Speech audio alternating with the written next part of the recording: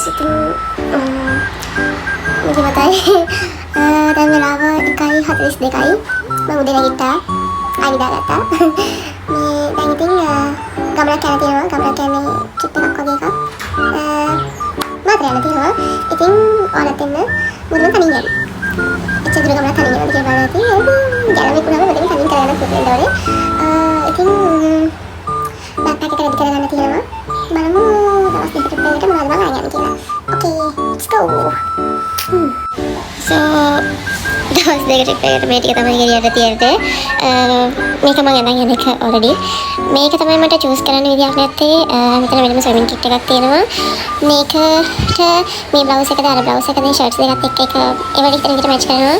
ඊට අමතරව perfume එක, sunscreen එක, body cream එක, මගේ comb එක, එද්දි අඳින t-shirt එක. ඒකට තමයි ගෙනියන්න ළමයි දවස් දෙකක් ඉඳලා ලොකු මොකද දේවල් ගන්න බෑ. ඊට අමතරව sanitary napkins, traveling bottle එක and diaries. මම පොඩි ස්පෙෂල් බිස්නස් වැඩකට එක්ක යන්නේ. ඉතින් මට නෝට් ඩවුන් කරගන්න දේවල් මම නෝට් ඩවුන් කරපු දේවල් තියෙන හින්දා ඒ ටික තමයි මම ගෙනියන්නේ. So දැන් මේක කොහොම කාර්යයක් නැති විදිහට පැක් කරගන්න වෙනවා මගේ traveling bag එකට. මගේ පොඩි backpack එකක් මම normally ගෙනියනවා. ඊට අමතරව ඉතින් මගේ මේ backpack එක.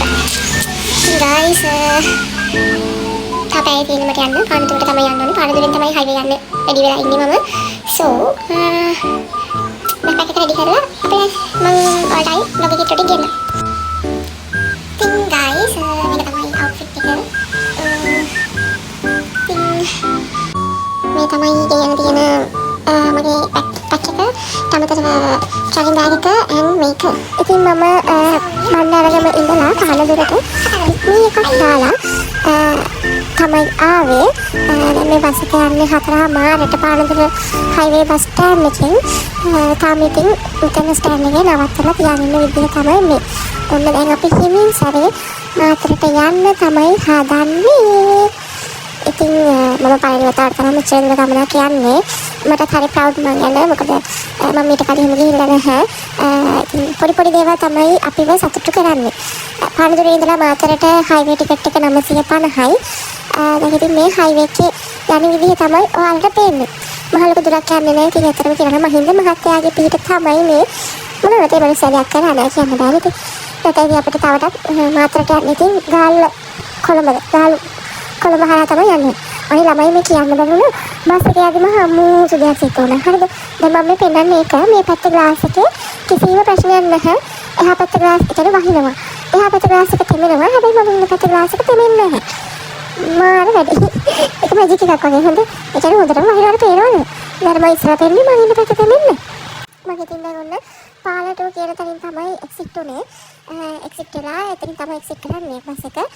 එතනින් එක්සිට් වෙලා මම දැන් මේ අපේ මිස් එකෙන් තමයි බලාගෙන ඉන්නේ. මාව මිස් ගන්න එනවා කියලා කිව්වා.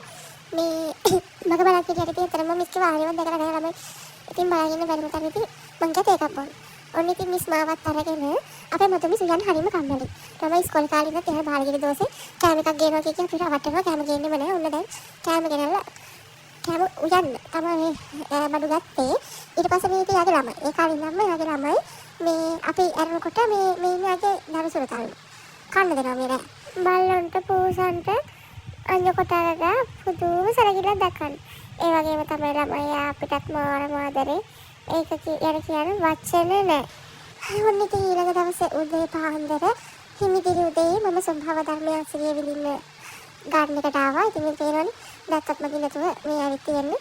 මේ ඊට උදේට වැඩ ඉරෙලිය මොනවද විටමින් ඊද කියනවනේ. මම ඉතින් මේ අපේ මිස්ගේ බලු පැටියා දෙන්න. අනේ අරුණන් බුරනවා හොඳ. එයාගේ නම චූටි මේ රෝසි. මෙයා නම් අවුලක් නෑ ළමයි. ඉතින් ඔන්න මේ කොණ්ඩ දෙකක් කතාගෙන නිකන් අර ගමේ මේ කවුද කියන්නේ ගමේ මේ ලොකු හැමිනේ වගේ අපේ මිස් හොඳටම නිදි. මම ඉතින් උකුළු මුකුළු කර ෆොටෝස් ටික කරගෙන මේ අරගෙන ඉස්සර ඉස්කෝලේ යනවා වගේ කොණ්ඩ දෙකක් කතාගෙන මේ හිතේ මහගෙදර දොර මුල්ලට වෙලා බලාගෙන මේ ඉන්නවා. ඔය ඉතින් තියෙන මිස්ලාගේ ගාල්ල එක වේලු ගහක් තියෙන ජම්ම ගහක් තියෙන අනිත් ළමයි බලලා හරි මාසයි මේ ස්වභාව සෞන්දර්යයට මට නම් කොළමින් පිට වෙලා මෙහෙම තැනක ඉන්න තියනවා කියන්නේ මට නම් හරිම නිදහස්. ඒකන මම කියන විකාර වල නිකන් වීඩියෝස් වලට අවධානය ගන්න ළමයි ඒකෙන් අවධානය ගන්න කරන දේවල්. ඉතින් ඔන්න මමයි මිස්සුයි හවසේ මුහුද නාන්න කියලා මේ යන ගමන් මේ වැලිගම හරියේ මුහුදු තීරේ බලන්න ඉතින් ක්‍රිස්ටල් ක්ලියර් වෝටර් තියෙන ළමයි මිස් ඩ්‍රයිව් කරගෙන යනවා. අපේ මිස් වැඩි වීඩියෝස් වලට ඉන්නේ නැහැ. හොඳයි. මම ඉතින් එහෙනම් මිස් වැඩි ගත්තේ නැහැ වීඩියෝස් වලට. ඉතින් මම තමයි මේ ඉන්නේ වීඩියෝස් වල. ඔන්න ඉතින් මිස්ලාගේ විලායකක් තියෙනවා. අපි මේ විලායක අපේ රෑකෑම එක අපිම හදාගන්නවා. ඇලෙක්ස් කියලා ෆෝන් කෙනෙක් හිටියා. තමයි අපිට මේ කියලා දෙන්නේ. මේ හදන හැම චීස් නාන්. මේක රසයි ළමයි මාරම රසයි. ඒ රෙසිපි එක තමයි අපේ මිස්යි සර්යි මමයි බලන්න ඉතින් කොහොමද කියලා බලමු. ඉතින් මාරයි ළමයි ඕක පට්ටම රසයි. ඔන්න ඉතින් මේ මම එන්න දවසේ මිස් මගෙන් ඇහුවා මොනවද කන්න කැමති කියලා. මම ඉතින් කිව්වා පොසම්වලයි කරවලයි පරිප්පු කියලා. ඉතින් බලන්න අපේ මිස් මට මම එන දවසේ මිස් කැපින්න හදලා කෑම මම අපේ රස මම හිතන්නේ අවුරුදු 7කට විතර පස්සේ මම මිස් ගියාකින් හදපු මේ කෑම එකක් කනවාමයි. කලින් දැස් පස්සේ එකක් කරලා පස්සේ රයිත් මම ගන්න මේ අතරම රසයි ළමයි. ඒක තමයි මාතර ට්‍රිප් එක ඉවර වුණේ. ඉතින් මේ තමයි මගේ අවුට්ෆිට් එක. ඉතින් මම රාස්තියලා එන්න තමයි යන්නේ. ඒ දවස් සතුටින් ගෙවුණු ඒ දවස් ටිකත් ඉවරයි. මිස් මාව දැම්ම හයිවේ ස්ටෑන්ඩ් එකට මාතර. එකම ගානේ 950යි. එතන ඉඳන් පාලනකට මම බණ්ඩාරගමින් බැස්සා. දැන් ඉතින් මේ බස් එකේ ඔන්නම ඇදලා ස්ටෑන්ඩ් එකේ ඇදලා ඉතින් මම දැන් ආයි ගෙදර බලා පිටත් වුණා.